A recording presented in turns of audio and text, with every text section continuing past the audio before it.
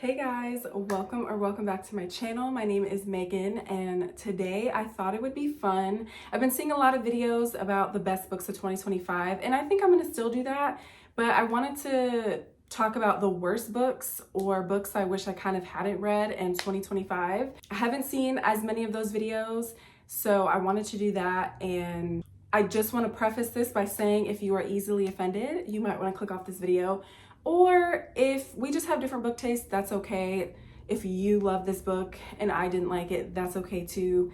Reading is very subjective and based on a lot of factors. So if you're okay with all that, let's get into this video. I decided to break this up monthly and really dissect it that way. So in January, honestly, I reviewed my Fable app, and I don't think I read a book that I hated that month. I had my first 5-star year of the read of the year. Honestly, I don't think I had another 5-star read. Maybe it's like Empire of Storms, but I didn't have any worst books in that month. In February, I had two that I did not love, that I really rated pretty low, and that was The Story Collector and Daisy Darker. And also, let me say that any of these books that I'm talking about, I never DNF'd, so I feel like I can give my opinion. I don't think you should really be able to put a book you DNF'd on a list like this, because you don't know for sure how it ended. So yeah, so it was The Story Collector and Daisy Darker. The Story Collector was about a girl who breaks up with her husband or gets divorced from her husband and goes to kind of just like reprieve and get away from like the busy city life. And she kind of stumbles upon this book. So you're going between her narrative and a girl from like the 1800s and kind of her story. And she's learning about like the fairy worlds in Ireland. And it sounded more interesting than I feel like it actually was. It was a little bit slow. I feel like it had a lot of hope, but I actually finished it because it was my book club book. So that was another reason I really finished it. If not, I would have DNF'd it. The next one is Daisy Darker by Alice Feeney, I believe. And this one, I feel like had the potential to be good. It was like an Agatha Christie, like whodunit kind of book. And I like those kind of books. I like being able to like guess and pick up on clues. Sorry, our neighbor is like driving in and out, and it's really distracting me. They're so annoying. Anyway, I really love those types of books, but I feel like it was almost like too philosophical. You know, when the author goes off and it's like, oh, the days of my life, and oh, it just was just too much for like that type of book to me. And it just didn't feel, it just fell really, really flat. And I realized, I think that was a popular book talk book at the time. And I think I gave it like 2.5 stars. So this was just not my vibe. But if you loved it, I'm not yucking your yum. Do you? March was my other book club pick, and honestly, as soon as that book was over, I hated it. Immediately, I think it was really, I didn't realize how much like liking the characters, how important that is. Because there was not one redeemable character to me besides the mother in this story, and she was such a small piece. She was the only adult with you know, a fully functioning frontal lobe. And that book is about a daughter who ends up meeting a girl at school. They become best friends, and this girl is an awful influence on their daughter. The dad is just the worst possible human. He's pretty much using his daughter to get a position because the dad's boss is the daughter's friend's dad. And so he knows how bad of an influence this little girl is on his daughter, and is still just allowing his daughter to see her in order to get ahead in his job. So that's basically the premise of it. I did like how it ended. I just felt like it was painful for me to get through. Like, it was so hard to finish reading that book. Like, I kept cringing. I just did not enjoy it as much as I feel like the people in my book club did, and I rated it pretty low right off the bat. So yeah. Okay, so I realized I made a mistake. The Bad Influence was actually read in April, and yeah, I mixed those up. So I had No Worst Book in March. April was The Bad Tenant. Excuse me, Bad Influence. And The Quiet Tenant was in May.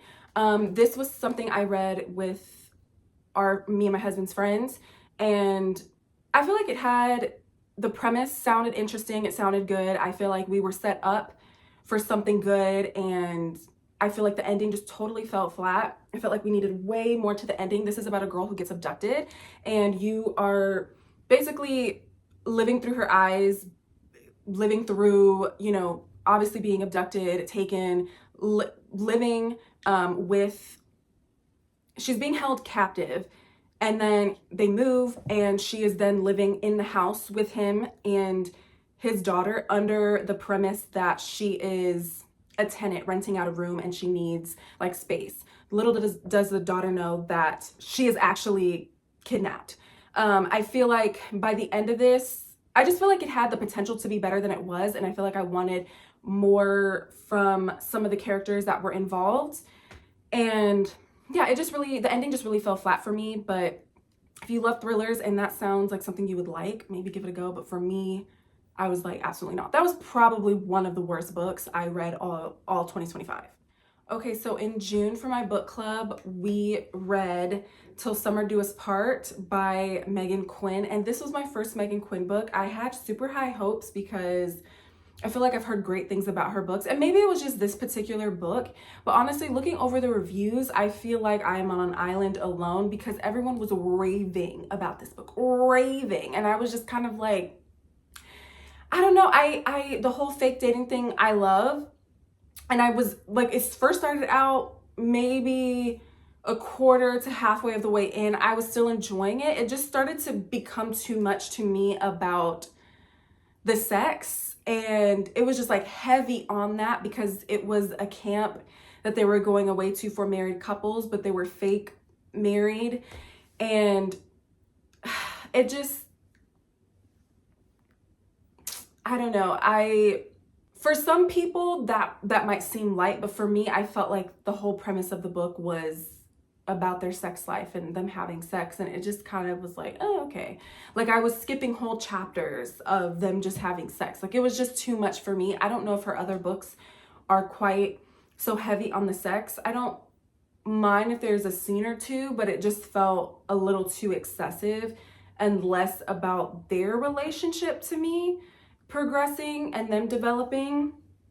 So that was probably, I don't know if I would say my worst pick, but definitely my least favorite for the month of June. July, two of my least favorite books for that month, okay, was The Tenant by Freida McFadden. And this one, I never guess endings. Like truly, I do not guess endings, okay? So for me to guess this ending, I was so disappointed. I was like, me guess an ending?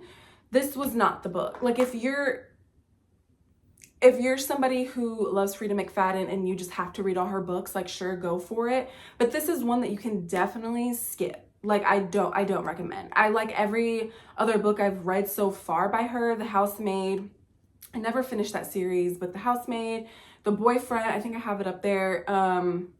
What was the other one? Never Lie by her, I really love. Those are like my top 3 books by her. I don't know that I've read anything else, but you can definitely skip The Tenant.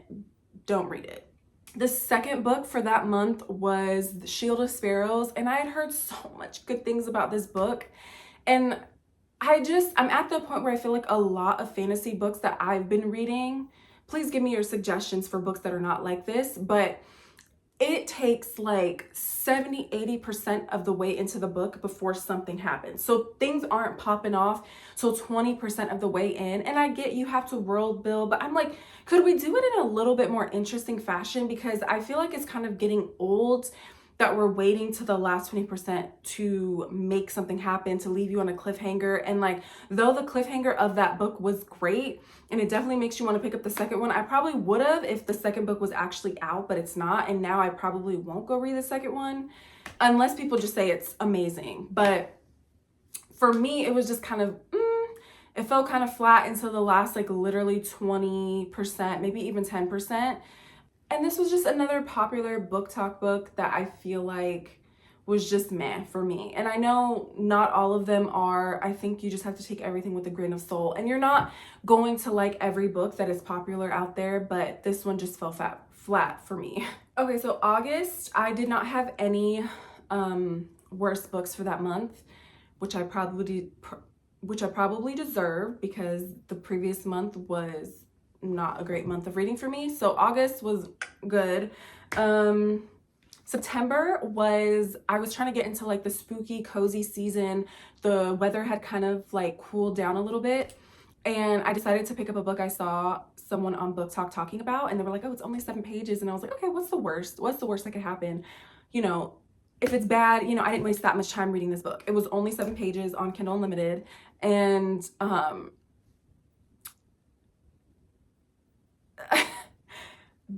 I don't want to give away it's 7 pages, so it's like hard to say what it's about, but it definitely throws you a curveball.